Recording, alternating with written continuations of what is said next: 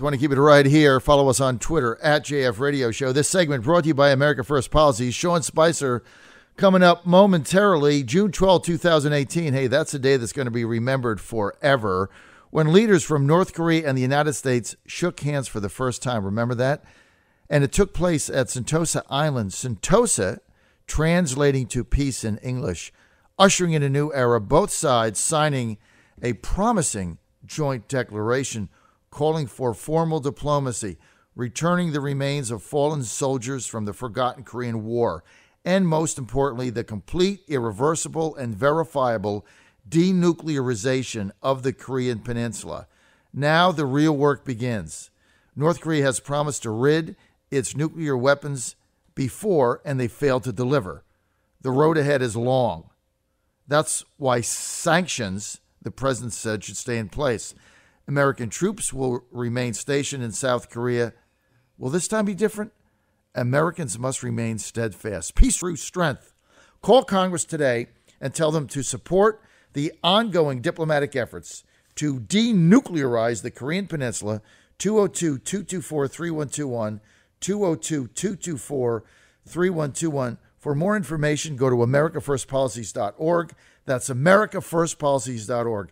This message paid for and authorized by America First Policies Incorporated. Joining us now, my old and good friend Sean Spicer. He used to be the press secretary, the first one for President Trump. Prior to that, he was the communications director in charge at the Republican National Committee, and he's now writing a book, which is going to come out pretty soon. We'll talk about that in a moment. And now he's a senior advisor for America First Policies. Sean, good to have you with us. Thanks, John. Good morning. Frame the upcoming midterm elections for us. What do Republicans have to do in Congress to hang on? Well, I think a couple things. One is to keep reminding people of what those tax cuts that the president fought for and got are doing to our economy, are doing to job growth, are doing to wages, because I think it's one of those things that I think people in Congress sometimes they pass something and then they forget to talk about it. They need to remind people every single day what's happening. They also need to remind people of all of the other things that the president has been able to do, from ISIS to deregulation to fighting for veterans. All of those things are crucial because, so many of us lead busy lives. We've got families and other obligations, and it's incumbent to these guys to make sure that people who are seeing a better country, who are seeing a better economy, who are feeling safer for a myriad of reasons, understand that it is because of the president's policies and their votes in Congress that are doing this. And frankly, the other thing is the binary choices exist. This would not be possible if you had a Nancy Pelosi in charge of the House or a Chuck Schumer in charge of the Senate.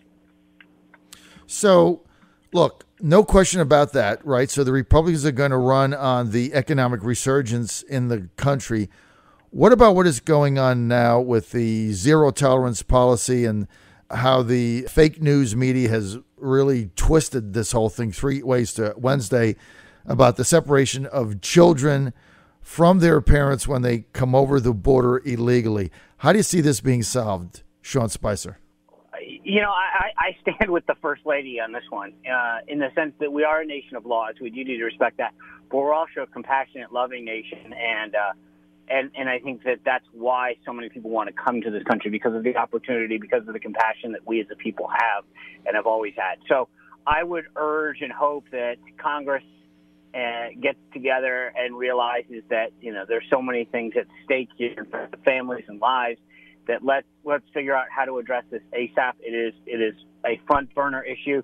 One of the things that we've always realized about Congress is that it usually takes some kind of major issue or to bring something like this to the forefront.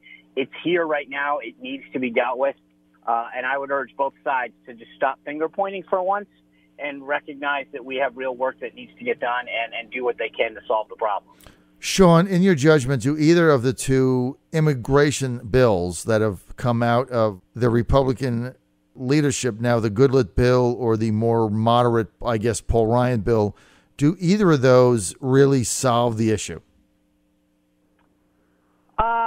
I got to be honest with you, John. I have not spent a ton of time. I know from the president's perspective, I don't think it has the wall funding that he wants in a bill.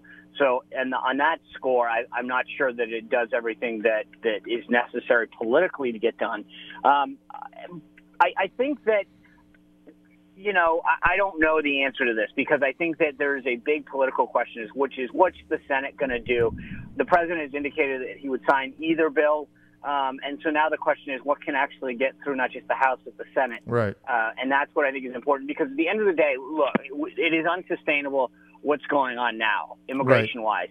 And I think we need to sort of, like I said on the earlier question, there's a degree to which both sides have sort of postured, but an issue like this at some point boils over. And I think that it would behoove everyone to sit down and say, I get it. Like, you guys have serious questions about this. We have serious questions about that. But here are some areas where we can find some common ground, and also where we recognize that the Republicans do have the majority and that we don't need to back down.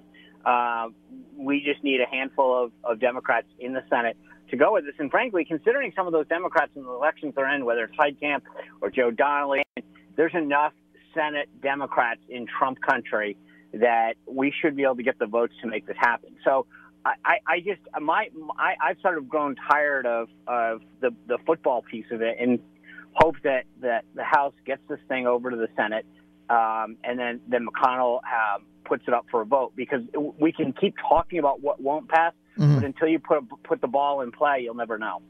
I've only got a couple more minutes, Sean. I know you have to take off. We're with Sean Spicer. Sean is the new senior policy advisor for American First Policies. That's the #1 political action committee dedicated to supporting President Trump's America First agenda. Sean, so personally, what inspired you to join America First Policies, and then tell us about your book?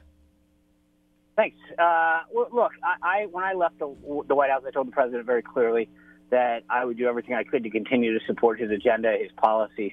America First, as you pointed out there, is the preeminent effort to bolster his policies, to get people on board, to engage them, make them aware, and so I wanted to do something to help continue to be supportive of the effort, and that's why I did it. And then with respect to my book, I mean, it came down to a simple proposition, John, which is this: I was going around the country and the world giving speeches and showing up at places, and time after time, somebody would stand up and say, I read that you felt the following way. I heard that in a story you did this. And frankly, I started to realize that if I wanted my narrative to be written by Politico and the New York Times and CNN, then that's where it was going to stand, unless I actually wrote my own account and then could say, well, actually, if you want to know how I felt, look it up. It's in my book. I wrote it all down. So I felt after several months, I wasn't intentionally going out there, and I wrote the briefing, which is now available for pre-order on Amazon and Barnes & Noble, but because I wanted to have my account laid out in history.